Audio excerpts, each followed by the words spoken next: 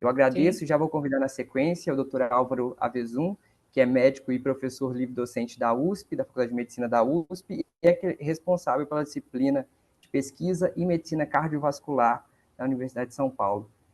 Dr. Álvaro, fique à vontade para usar a palavra. Eu agradeço mais uma vez a sua presença. Muito obrigado, Elton. Boa tarde a todos, a todas. Muito obrigado pelo convite para participar nesse importante fórum discutindo o AVC. Iniciar por meio de um caso clínico é fundamental porque dá materialidade a toda evidência científica e, no final das contas, a prática clínica sugere que tipo de evidência deve ser gerada e a evidência, uma vez gerada, ela sabe que deve ser implementada para esse tipo particular de paciente. Foi discutido muito sobre tratamento. A doutora Cristina falou de prevenção, que é onde eu gostaria de conversar um pouco com vocês sobre a nossa visão em relação à redução do AVC e, consequentemente, da redução da mortalidade no AVC. Você poderia só confirmar se o primeiro slide está sendo visto? Ainda não, professor. Ainda não. Ok, sem problemas. Só um segundo. Enquanto você compartilha, eu queria só falar o tema da Já sua está.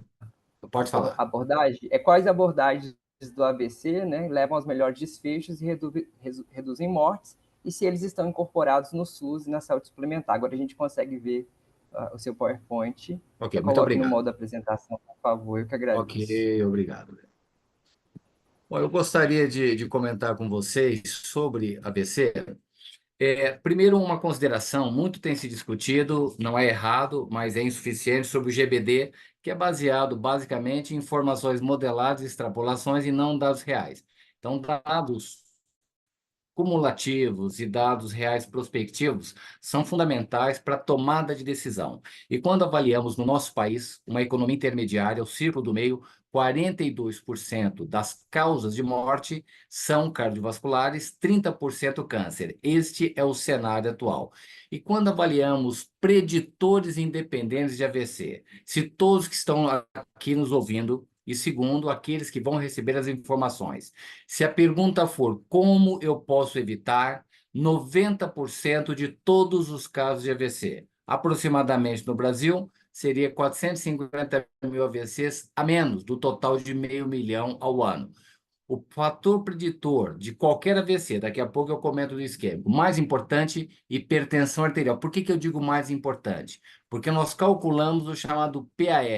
Se prevenirmos hipertensão ou tratarmos apropriadamente, nós evitamos 48% do total de AVCs. O segundo mais importante para o AVC como um todo foi atividade física.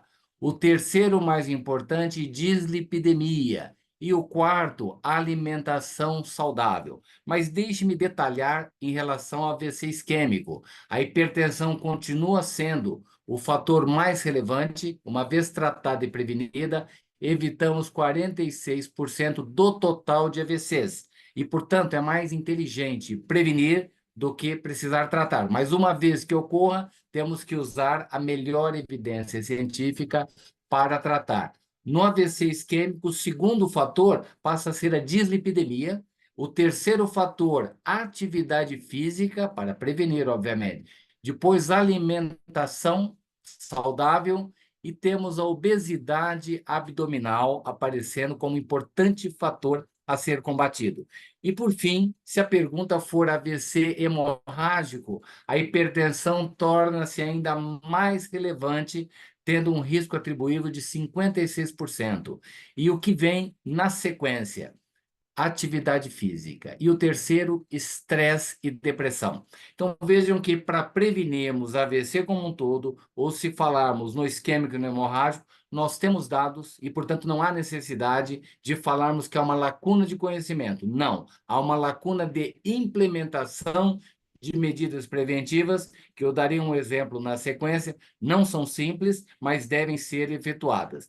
Quando avaliamos o principal fator de risco associado ao AVC, tanto isquêmico como hemorrágico, hipertensão arterial, no mundo hoje, nós temos em torno de 10%, é o painel, o gráfico da direita, apenas 10% do total de pacientes hipertensos tem pressão arterial controlada. Esse dado no nosso país está em 15%. Portanto, prevenir AVC sem controle efetivo de hipertensão arterial é absolutamente improvável. E vejam o AVC na atenção primária. O paciente, depois que ele tem um AVC, recebendo um tratamento apropriado ou não, quando ele está de volta na sua residência, nós avaliamos na atenção primária, por meio de agentes comunitários da saúde, como estava a incorporação de terapêuticas baseadas em evidências, não por meio de receitas médicas, mas por meio de entrevista com o paciente pós-AVC. Vejam que um simples antiplaquetário, a primeira linha, prescrito, utilizado em apenas 24%. E na última linha, estatina utilizada em apenas 10%. Então, nós temos lacunas na prevenção, lacunas no tratamento da fase aguda e lacunas graves no pós-AVC também. Quando avaliamos no Brasil, nessa mesma análise, vejam à direita, AVC, e o país, nós avaliamos na América do Sul, e o Brasil é a figura central. Nós temos esse gráfico central que representa o Brasil nessa coluna. Em azul, significa não usa nenhum medicamento. 20% dos AVCs em nosso país, 30%, perdão, não estão usando nenhum medicamento. 30% sem usar nada. Então, vejam a lacuna para prevenção, não só de mortalidade, como da incapacitação decorrente do AVC. Como eu falei para vocês, o GBD são dados de extrapolação e informação modelada. Dentro do PURE, nós avaliamos os preditores independentes no mundo e particularmente na América do Sul com o Brasil. Esses dados são do Brasil, incluindo, obviamente, a América do Sul. Quando falamos doença cardiovascular, significa o combinado de infarto, AVC e insuficiência cardíaca. Novamente, o fator preditor mais importante. São 12 responsáveis por 90% dos eventos que incluem AVC: hipertensão arterial, obesidade abdominal, tabagismo, força muscular reduzida, diabetes, alimentação não saudável, baixa escolaridade, sedentarismo, dislipidemia e depressão. Temos esse dado para mortalidade, mas não é o escopo, mas temos dados para prevenirmos a mortalidade precoce. Não dá para evitar a morte, mas dá para conseguir um late check-out por meio de prevenção muito bem estruturadas na área cardiovascular. E, por fim, um projeto que nós conduzimos juntamente com Fundação Novartis, Instituto Telos, Secretaria Municipal de Saúde, SOCESP, atualmente presidida pela doutora Maria Cristina, e também a American Heart Association. E o que foi feito? Um diagnóstico situacional nas unidades básicas de saúde, na Zona Leste de São Paulo, para entendermos onde estavam os nós críticos para diagnóstico de hipertensão, para tratamento de hipertensão e, por fim, o que mais importa, para controle pressórico nos pacientes hipertensos em uso de medicamento. E o processo, ele envolveu melhoria da qualidade assistencial, acesso à saúde, modificação mantendo aquilo que já existia das políticas de saúde, utilizando informações de maneira absolutamente eficiente, coalizão de vários setores, como eu enunciei para vocês, e depois devolvendo para a sociedade, como de fato foi feito para a Secretaria Municipal de Saúde, o projeto chamado Cardio for Cities. Esse projeto, ele co-criou soluções potenciais para controle de hipertensão arterial junto com a população. Então, não adianta profissionais de saúde, incluindo médicos, ao redor de uma mesa, proporem soluções. Na verdade, elas devem ser co-criadas com a população naquilo que a população entende sobre prevenção cardiovascular, hipertensão, tabagismo, dislipidemia.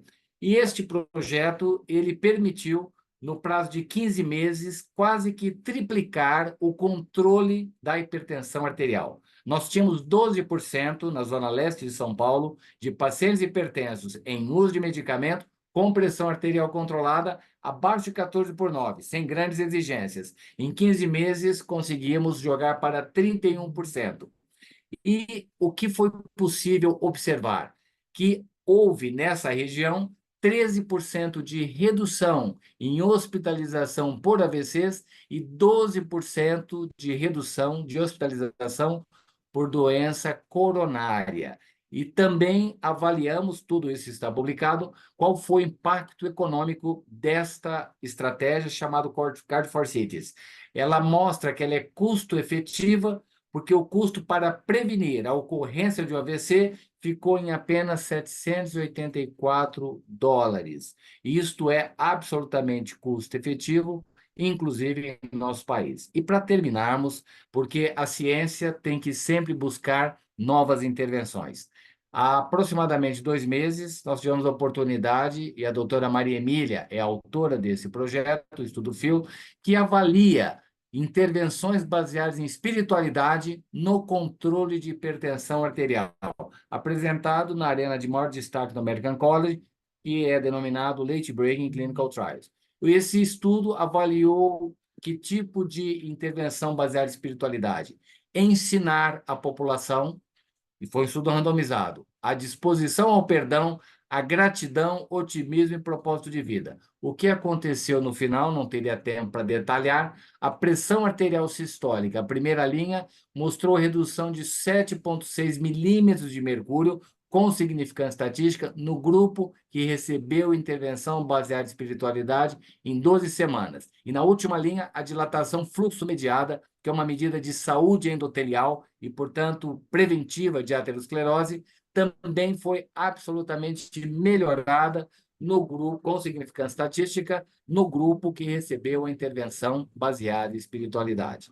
Essas eram as informações e tenho certeza que teremos oportunidade para discutir com esse grupo seleto de pesquisadores e tomadores de decisão dentro da área de prevenção cardiovascular. Muito obrigado. Nós que agradecemos, doutor Álvaro, você trouxe aspectos que acho que vai ser bastante instigantes para que a gente possa abordar em nosso debate ao final.